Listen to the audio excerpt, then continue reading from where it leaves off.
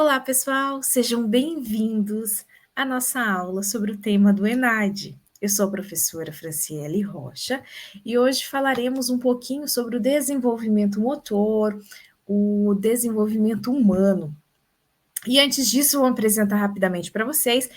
Eu sou a professora Franciele, formada em artes visuais, em educação física, licenciatura e bacharel, em pedagogia, sou mestre e doutora em educação física pelo programa associado em UEL e sou professora dessa instituição desde 2021. Como eu falei para vocês, hoje nós vamos falar um pouco sobre o desenvolvimento humano, que é um dos conteúdos que vocês estudaram no início da graduação. Então, nós vamos retomar alguns conceitos em relação ao desenvolvimento humano, que pode ser um tema abordado dentro do ENAD. Né? Então, nós vamos trabalhar sobre as inter-relações dos componentes do desenvolvimento humano, que são os componentes psicomotor, cognitivo e socioafetivo. E sabemos que a maturação, o crescimento, a experiência e o meio onde todos estão inseridos, né, essa adaptação ao meio, elas fazem parte e têm relação com o desenvolvimento humano. Em relação a essas áreas do comportamento, nós temos a psicomotora, a cognitiva e a afetiva, que nós iremos falar rapidamente. A psicomotora é o estudo do desempenho motor e das habilidades motoras. Ela compreende a coordenação motora, a tonicidade, a organização espacial e percepção visual, a organização temporal e percepção auditiva, a atenção, a concentração, a memória e o desenvolvimento do esquema corporal. Tudo isso dentro do aspecto psicomotor, do comportamento psicomotor. Em relação à área de comportamento cognitiva, nós temos a relação funcional entre a mente e o corpo. E em relação à socioafetiva, ela envolve sentimentos e emoções quando aplicada ao próprio indivíduo e aos outros por meio do movimento. Quando nós falamos do desenvolvimento motor, sabemos que ele é uma alteração contínua no comportamento motor ao longo do ciclo da vida. Ou seja, ele vai acontecendo de maneira contínua e sequencial. Ele está relacionado à idade, a qual o progresso individual parte do movimento simples, desorganizado, inabilidoso, e ele vai ao encontro de habilidades motoras altamente organizadas e complexas, até ao ajuste das habilidades que acompanham a idade. Quando nós falamos, então, do desenvolvimento motor, nós sabemos que cada indivíduo tem capacidades específicas para o desempenho motor. Cada indivíduo tem o seu tempo peculiar para aquisição e desenvolvimento das habilidades motoras, ou seja, ele depende da idade, mas também não depende, pois cada indivíduo tem o seu tempo peculiar. E acontece também a sequência previsível, mas o nível depende da interação dos fatores, né? Que são as causas do desenvolvimento motor. Quando a gente fala em fatores, causa, o que pode estar influenciando esse desenvolvimento motor? O indivíduo, esse ser único, individual, peculiar, com características diferentes, o ambiente onde ele está inserido, ou seja, qual é o ambiente onde ele está realizando essa tarefa, e a própria tarefa, que é a ação que você está realizando.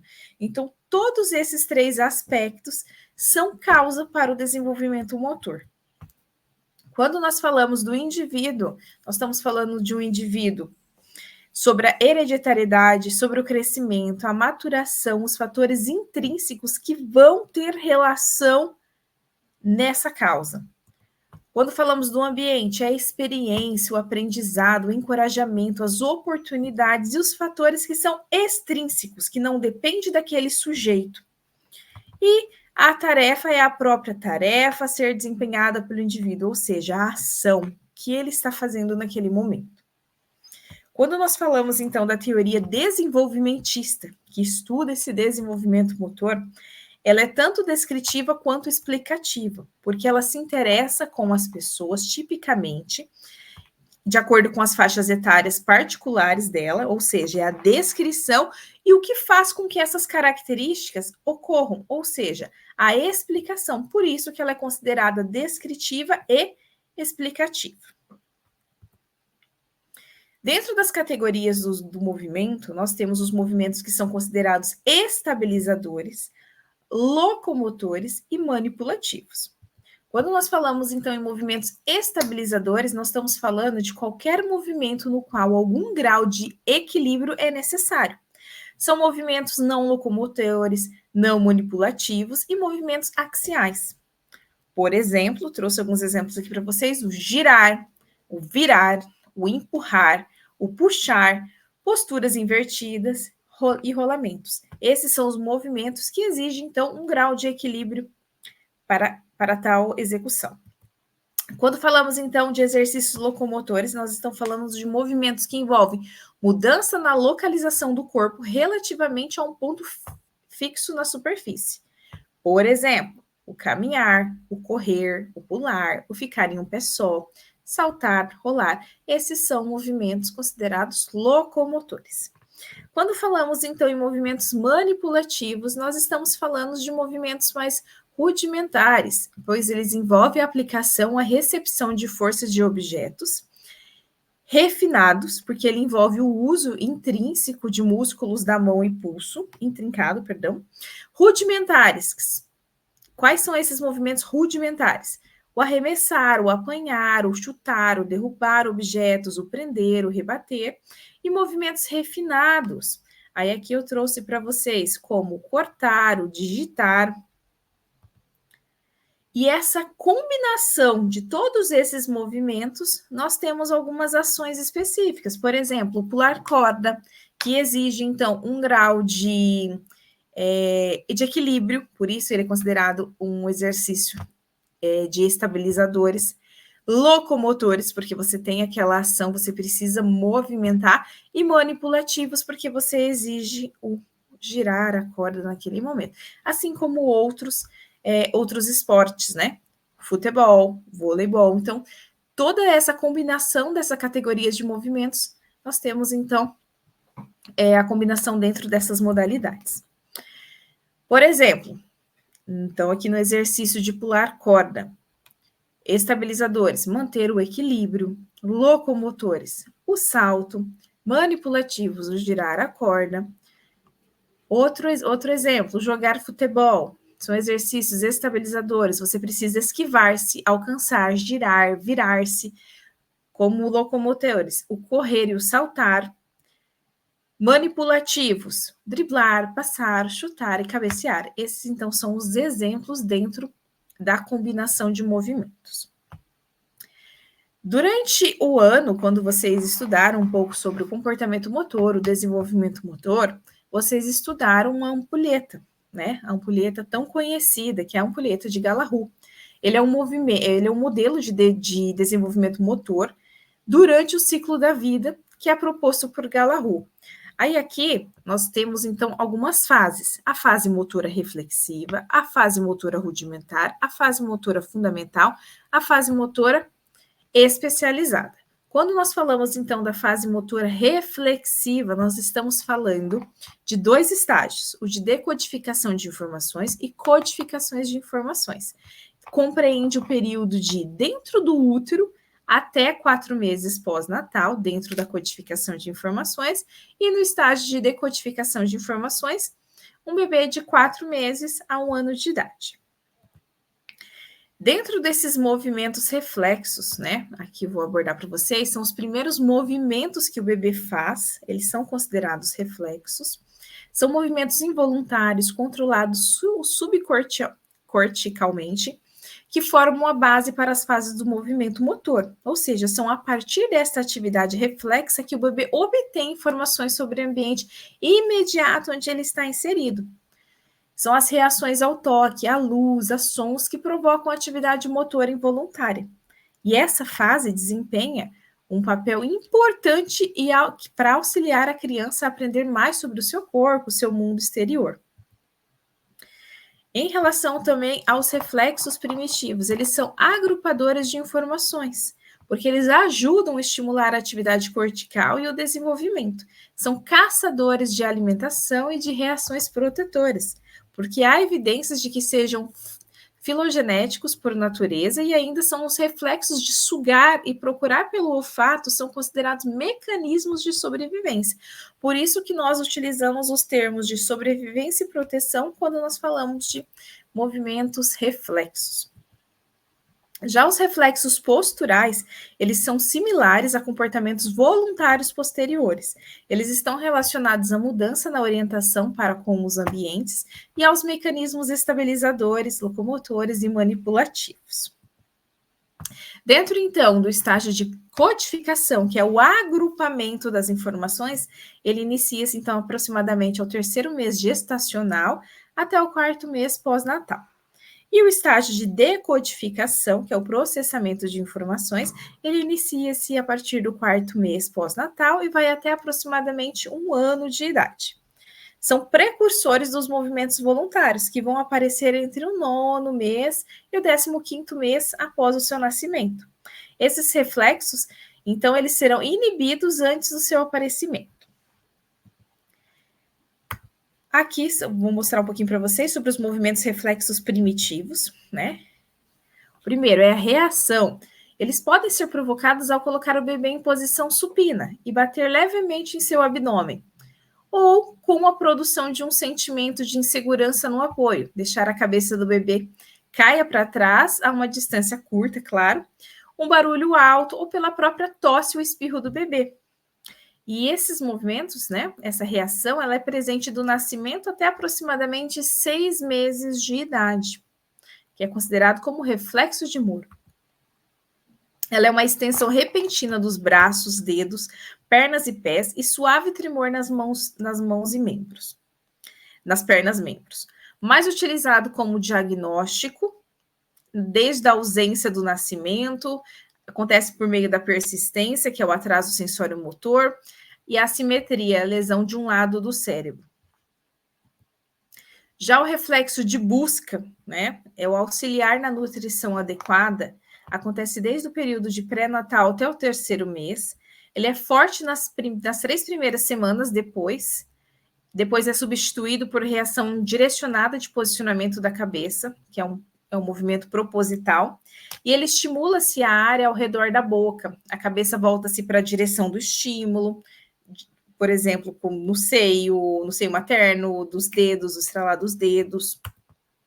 O reflexo de sucção, ele é presente na vida ativa pré-natal até os 3 meses de idade. Geralmente, a ação de sucção é ritmicamente repetitiva, ou seja, ele vai repetir esse movimento por diversas vezes, e a estimulação dos lábios, gengivas, língua ou palato duro, que provoca 2 fases de sucção. Essa é uma fase expressiva de sucção, o mamilo ele é pressionado entre a língua e o palato, e ocorre, então, uma pressão negativa, que é produzida na cavidade bucal, que é o sugar e o engolir.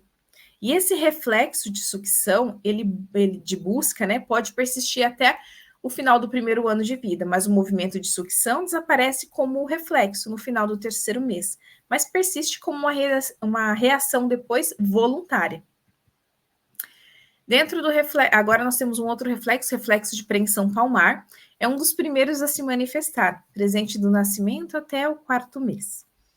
Ele é um estímulo tátil na palma da mão, reflexo e fechamento dos 4 dedos ao redor do objeto, do objeto. O polegar ele não participa, então são somente os 4 dedos que ele faz o movimento de flexão e fechamento dos dedos. É a força de agarrar, essa força de agarrar ela vai surpreender, pois pode sustentar até mesmo o peso do seu próprio corpo. O reflexo de preensão plantar, ou de Babinski, ele é presente desde o nascimento e é substituído pelo reflexo plantar por volta do 4º mês. Ele pode persistir também até por volta de 1 ano. O reflexo de Babinski ele é provocado por uma batida na sola do pé, causando extensão dos dedos.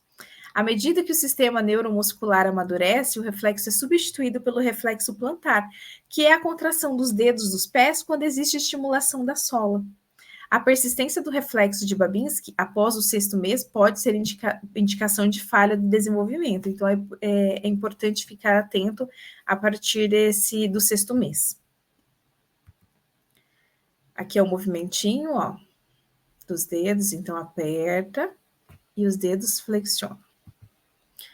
O reflexo tônico cervical assimétrico facilita a conscientização sobre os 2 lados do corpo e desenvolve a coordenação viso-manual.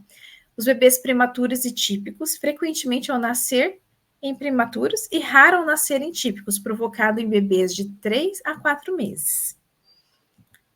Os movimentos de reflexos posturais.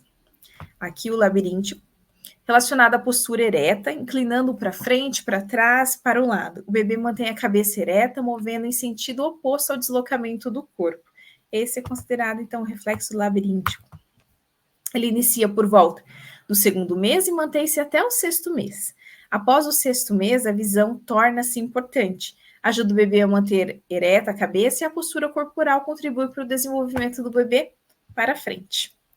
O reflexo de nadar é observado a partir da 2ª semana após o nascimento até o 4º mês, por isso muitos pais, a partir do 4º mês, já colocam os bebês para realizarem natação. É uma posição de decúbito ventral na superfície e desaparece por volta dos 3 meses antes da ação voluntária do engatinhar. O bebê ele é seguro horizontalmente no ar ou na água, com um movimento coordenado de braços e pernas semelhante à ação de nadar. Por isso que a gente considera como um reflexo de nadar. O reflexo de marcha, o precursor essencial do movimento da marcha, semelhante ao caminhar. Sem controle da cabeça, estabilidade do quadril, o acompanhamento dos movimentos dos braços. Ele não consegue realizar esse acompanhamento, mas ele realiza os movimentos da marcha. Ele é observado a partir das 3 primeiras semanas pós-natal e mantém-se até o 5º mês. Melhora a força dos membros exercitados, contribuindo para a caminhada voluntária que vai acontecer. Ele pode ajudar a facilitar a caminhada voluntária de crianças também com síndrome de Down. Em relação aos movimentos espontâneos, estereótipos e rítmicos, são comportamentos rítmicos desempenhados de forma repetitiva e involuntária. Em crianças e adultos, elas são consideradas anormais, mas em bebês são bastante normais. Esses movimentos evidenciam um programa motor central auto-organizado na luta pelo aumento do controle motor. Pernas e pés são estereótipos mais precoces observados. A ocorrência ocorre por volta dos 24 a 32 semanas de idade, onde o bebê ele está em decúbito dorsal, as pernas e os pés movimentam-se em chutes alternados, que é um movimento parecido com o de andar de bicicleta. Os braços e as mãos ocorrem também por volta de 34 a 42 semanas e 42 semanas de idade. Os braços e mãos, o acenar para objetos, bater o objeto para baixo, bater palmas, balanço dos braços quando segura o objeto. A cabeça e o rosto são menos frequentes, mas são posições comuns de ocorrência, como o balanço rítmico de sim e não, projeção da língua para fora da boca, uso da língua na região dos lábios, sucção sem movimentos nutricionais. O tronco, por volta de 42 semanas, é a posição mais comum de ocorrência. O bebê está em decúbito ventral, ele eleva o tronco, ergue os braços e pernas em formato de avião. Começa a primeira imagem. O bebê em 4 apoios movimenta-se para frente e para trás. Bebê sentado, movimento do tronco para frente e para trás. Bebê mantido em pé, curva-se sobre os joelhos e movimenta-se para cima e para baixo. Aqui eu apresentei, então, para vocês um pouco do conteúdo voltado à nossa... Estou voltando aqui para que vocês possam ver da nossa ampulheta. E eu encontro vocês para a nossa próxima aula em breve. Vejo vocês. Tchau, tchau.